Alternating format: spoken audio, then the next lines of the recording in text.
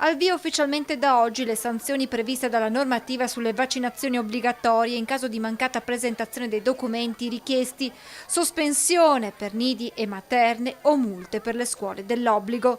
I presidi si sono presi ancora qualche giorno per valutare i certificati ricevuti, ma al momento non sembrano esserci situazioni particolari. Io non ho avuto da nessun dirigente scolastico informazioni su problemi particolari, bambini lasciati a casa. Permane una sacca di Novax concentrata nella zona della Castellana e dell'Asolano, cui un bambino non vaccinato e i cui genitori non avrebbero provveduto a presentare i documenti richiesti sarebbe rimasto fuori dalla scuola materna.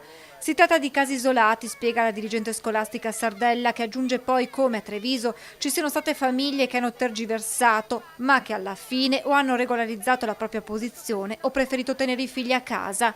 Una scelta, quest'ultima, che interessa una trentina di famiglie in Veneto, come ha evidenziato la FISM, che conferma che al momento la situazione è comunque tranquilla.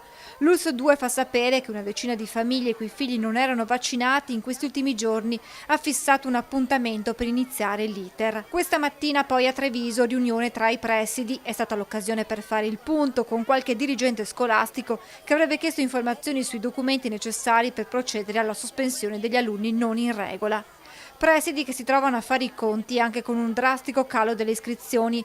Per il prossimo anno scolastico infatti ci saranno circa 600 alunni in meno nelle scuole primarie. Purtroppo le riduzioni riguardano non solo magari le zone più di periferia o magari dove i plessetti sono più piccoli, ma una riduzione si è avuto anche nelle scuole della città. Un problema che, stando alle nostre stime, spiega la dirigente scolastica, tra qualche anno interesserà anche le scuole superiori.